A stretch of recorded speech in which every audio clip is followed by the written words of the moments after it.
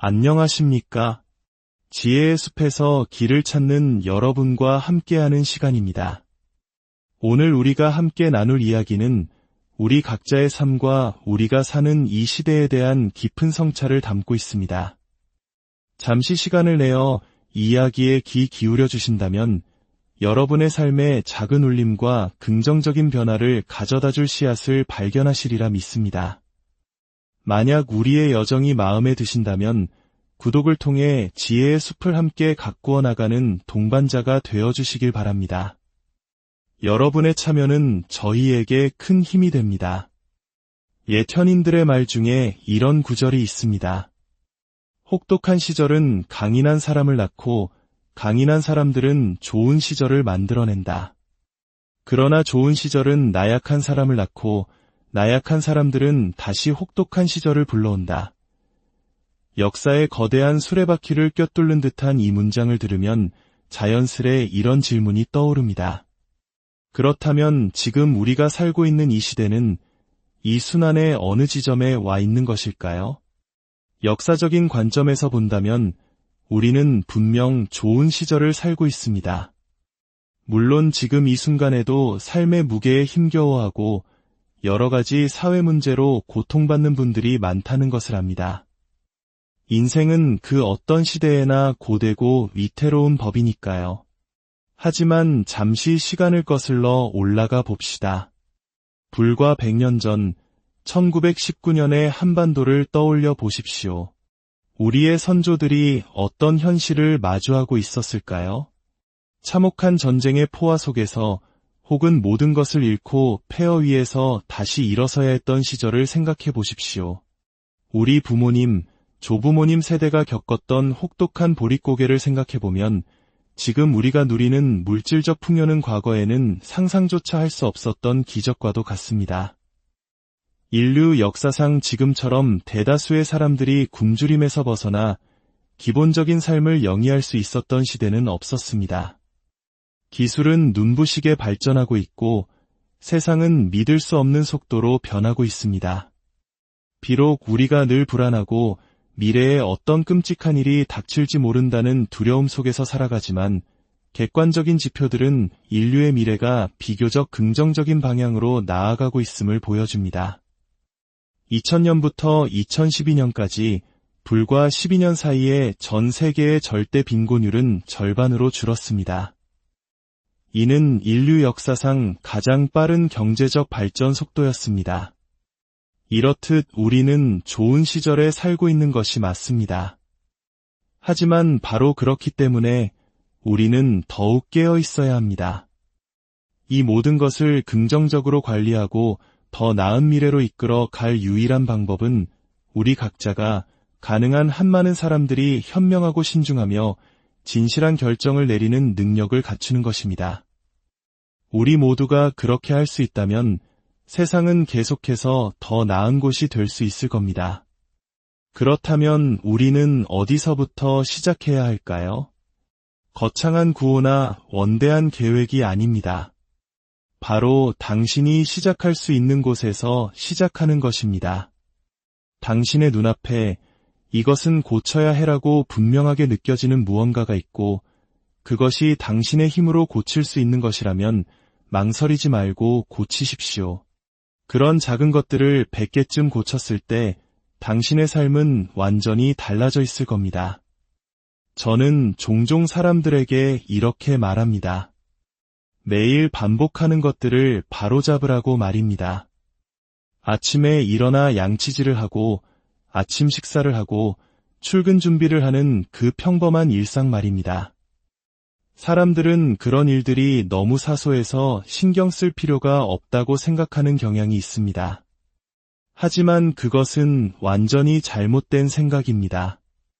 당신이 매일 하는 일, 그것이야말로 당신의 인생에서 가장 중요한 일입니다. 당신 인생의 절반 이상을 차지하는 것이 바로 그 일상이기 때문입니다. 해결할 가치가 있는 문제보다 더 좋은 것을 가진다는 것은 상상하기 어렵습니다. 정말로 해결할 가치가 있는 문제 말입니다. 그런 문제들을 더 많이 짊어질수록 당신은 아침에 침대에서 일어날 이유를 더 많이 갖게 됩니다. 어떤 고통을 겪고 있든 상관없이 말입니다. 나는 일어나서 앞으로 나아간다. 내가 해야 할 일이 있기 때문이다. 그것은 반드시 필요한 일이다. 이 감각이 바로 당신에게 목적의식을 부여하고 인생의 쓴맛과 허무함에 대한 해독제가 되어줍니다. 당신 앞에는 두 가지 선택지가 있습니다. 당신의 삶이 의미 있거나 혹은 무의미하거나 먼저 무의미한 삶을 살펴봅시다. 당연히 내 삶이 무의미하길 원치 않아라고 생각하시겠지만 잠시만 기다려 보십시오. 무의미한 삶을 선택한다면 당신이 하는 어떤 일도 중요하지 않습니다. 따라서 책임감도 없습니다. 오직 순간의 충동적인 쾌락만이 중요할 뿐입니다. 피노키오에 나오는 쾌락의 섬이나 피터팬의 네버랜드처럼 당신은 영원히 아이로 남아 끊임없이 놀기만 하면 됩니다. 책임 없는 쾌락, 이것이 무의미함이 주는 보상입니다. 하지만 반대편에는 다른 선택지가 있습니다. 당신의 삶이 의미 있기를 바란다고 가정해 봅시다. 그렇다면 당신이 하는 모든 일은 중요해집니다.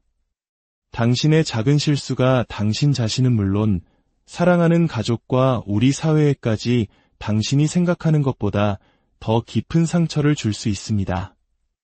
당신은 그 사실을 직시하고 그 무게를 온전히 짊어져야 합니다. 우리는 각자 특정 단계에 머물러 있습니다. 그 단계는 특정한 세계관과 그에 따른 행동들로 이루어져 있죠. 하지만 그것만으로는 충분하지 않습니다. 우리는 늘 실수를 저지르고 세상의 모든 것을 통달하지 못했기 때문입니다. 우리의 뇌는 우리가 저지르는 실수들을 추적하고 기록합니다. 그 실수들은 당신의 현재 이론이 불완전하다는 증거입니다.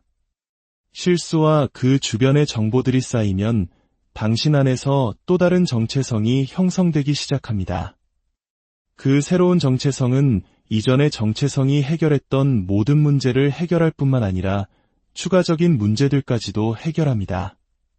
바로 이때 우리는 아하 하는 깨달음의 순간을 경험합니다. 그것은 당신 내면 깊은 곳에서부터 만들어지고 있던 다음 단계의 정체성이 마침내 모습을 드러내는 순간입니다. 아, 그래. 이게 바로 내가 그동안 마음속으로 씨름해왔던 것들을 하나로 묶어주는 열쇠였구나. 이것이 바로 언어의 위대한 점 중 하나입니다. 언어는 당신의 내면에 막연하게 존재하던 깨달음을 명확한 형태로 만들어주고 그 깨달음을 바탕으로 논리를 세우고 주장을 펼칠 수 있게 해줍니다. 전통과 변화 사이에는 균형이 필요합니다. 우리는 둘 다를 존중해야 합니다. 우리는 지금의 행동이 50대의 그리고 80대의 나에게 어떤 결과를 가져올지 고려해야 합니다. 무언가를 바꿔야 할 때를 우리는 어떻게 알 수 있을까요? 우리는 모릅니다. 그래서 우리는 논쟁해야 합니다. 효과적으로 논쟁하기 위해서는 각자의 정체성의 경계를 넘어 서로 대화할 수 있어야 합니다. 그래야만 우리는 이것을 유지해야 할지 아니면 변화시켜야 할지 결정할 수 있습니다. 당신이 마음속의 이상을 명확하게 세우는 순간 그 이상은 당신을 심판하는 재판관이 됩니다. 그리고 당신은 그 재판관의 목소리에 귀를 기울임으로써 앞으로 나아가고 변화할 수 있습니다. 하지만 그 과정은 처음에는 지독하게 가혹할 수 있습니다. 특히 당신의 삶이 엉망진창이라면 당신의 모든 부분이 가치 없다고 심판받는 것처럼 느껴질 것입니다. 아, 나는 정말 엉망이구나. 이걸 어떻게든 해야겠다. 그 실수가 당신의 인생을 바꿀 만큼 용납할 수 없는 것이었습니까? 다시는 그런 일이 일어나지 않기를 바란다면 그래야만 합니다. 우리는 과거보다 훨씬 더 강력해졌습니다. 개인 한 명 한 명이 마음만 먹으면 상상할 수 없는 파괴력을 행사할 수 있는 시대가 되었습니다. 그리고 그 힘은 앞으로도 계속해서 커질 것입니다.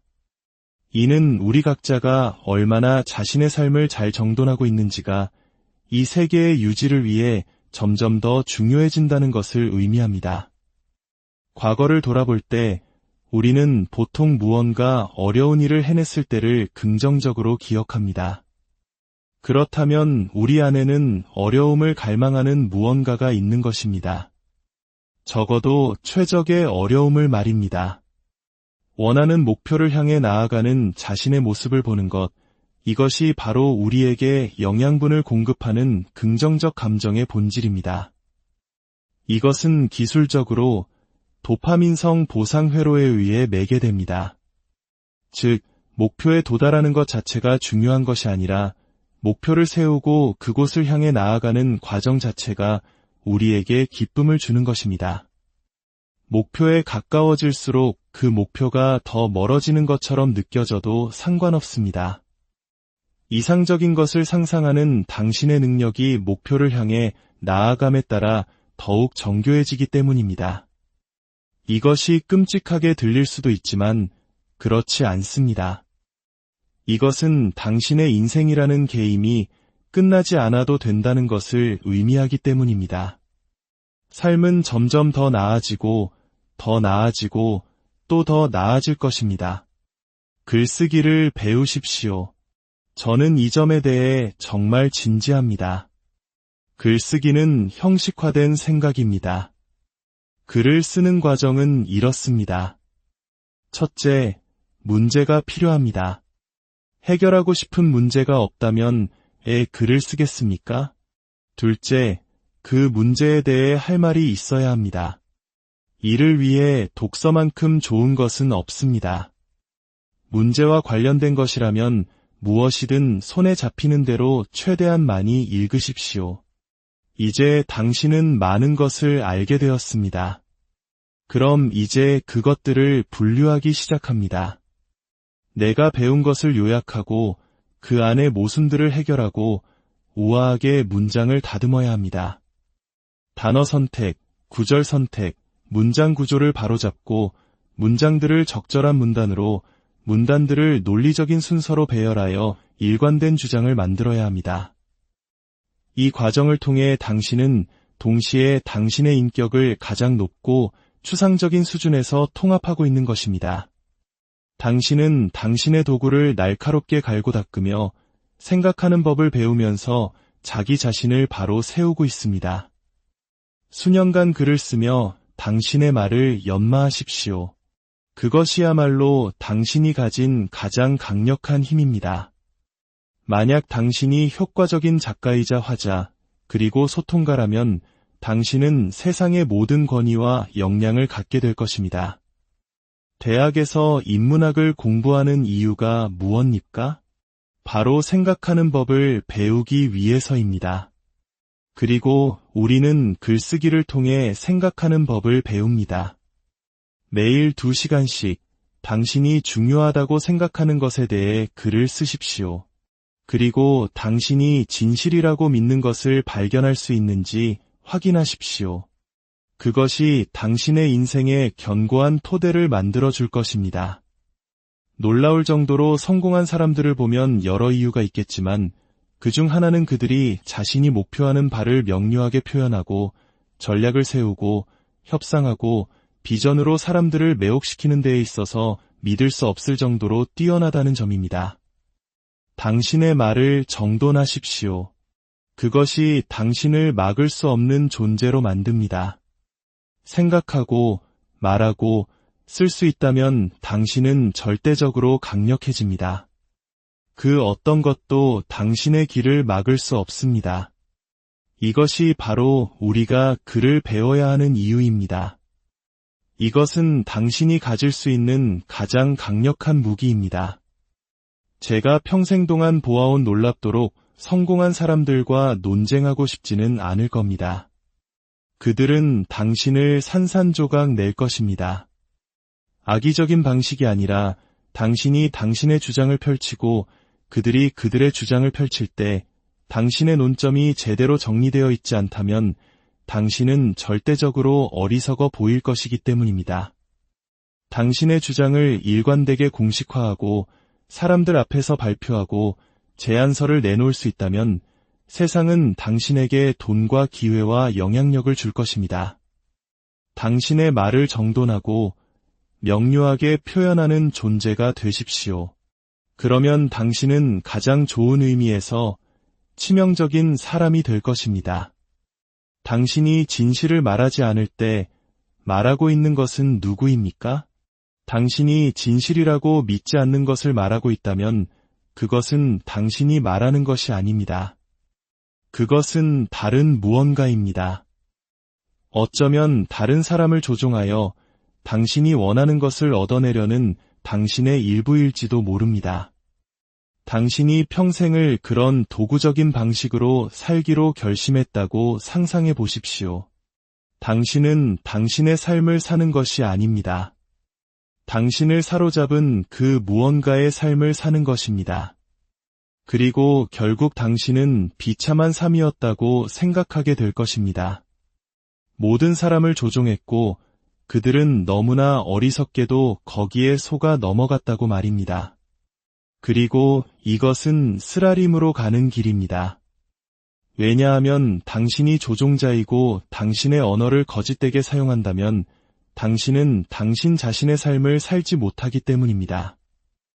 인생의 진정한 모험은 진실된 말과 행동의 결과로 나타납니다. 그것은 진정한 당신을 반영하기 때문입니다.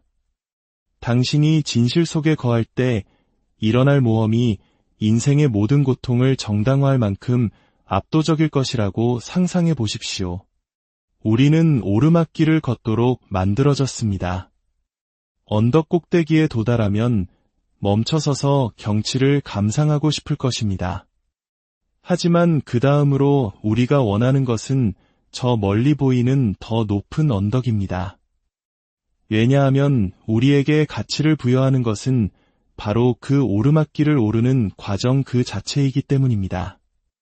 우리가 느끼는 긍정적인 감정, 특히 우리를 열정으로 가득 채우는 감정은 거의 모두 목표와 관련하여 경험됩니다. 어떤 의미에서 당신은 결코 도달할 수 없는 목표를 원해야 합니다. 그래야만 당신이 다가갈수록 물러나는 목표를 향해 계속해서 나아갈 수 있습니다. 바위를 밀어올리는 시시포스처럼 좌절스러울 것이라고 생각할 수도 있지만 그렇지 않습니다. 그 목표를 추구하면서 당신은 자기 자신을 통합하고 당신의 삶은 실제로 더 나아지고 더 풍요로워지기 때문입니다. 그렇기 때문에 가장 높은 수준의 미덕과 목표는 초월적인 것입니다. 당신은 당신이 하는 모든 것 위에 있는 무언가를 원합니다. 그래야만 더 숭고하고 더 나은 것을 향해 계속해서 나아갈 수 있습니다. 다른 사람과 자신을 비교하지 마십시오. 당신이 비교하는 그 사람들을 당신은 사실 잘 알지 못합니다. 당신은 그들의 빛나는 겉모습만 볼 뿐 그들의 삶의 실체는 보지 못합니다. 사람들은 힘든 삶을 삽니다. 비교적 운이 좋은 사람들조차 힘든 삶을 삽니다. 당신을 질투하고 분개하게 만드는 그 이상은 대부분 당신 자신의 마음이 만들어낸 환상입니다. 당신은 다른 사람들과 아주 다릅니다. 그들과 자신을 비교해서는 안 됩니다. 그들은 당신과 같지 않습니다. 그들은 당신의 가족, 당신의 기질, 당신의 문제, 당신의 능력을 가지고 있지 않습니다. 그것들을 가진 유일한 사람은 바로 당신입니다. 그러니 오늘의 다른 사람이 아닌 어제의 당신과 자신을 비교하십시오. 그것이야말로 당신이 이길 수 있는 유일한 게임입니다. 어제보다 오늘 조금 더 나아질 수 있다면 그것으로 충분합니다. 아주 작은 발전이라도 그것은 좋은 것입니다. 겸손한 마음으로 점진적인 개선의 길을 시작하십시오. 점진적인 개선은 복리로 쌓입니다. 하루에 0.5%씩만 나아져도 복리를 계산하지 않아도 4년이면 100% 성장하는 셈입니다. 자신을 지속적으로 조금씩 더 나은 사람으로 만들 수 있다는 가능성은 저는 모든 사람이 접근할 수 있는 것이라고 생각합니다. 그것이 바로 덕 있는 삶을 사는 것과 같다고 생각합니다. 오늘 밤 침대에 앉아 자기 자신에게 물어보십시오.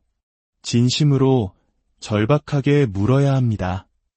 내 삶은 내가 원하는 모든 것이 아니다. 어쩌면 내가 필요로 하는 모든 것이 아닐지도 모른다.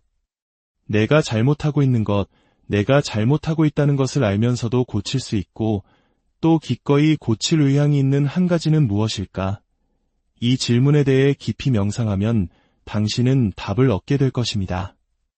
그것은 당신이 원하는 답이 아닐 수도 있지만 반드시 필요한 답일 것입니다.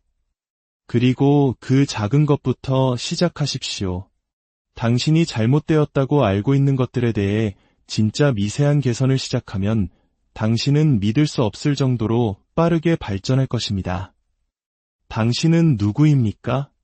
혹은 당신은 누가 될 수 있습니까? 그 답은 이것일지도 모릅니다. 끔찍한 미지의 세계에 자발적으로 맞서는 영원한 힘의 일부.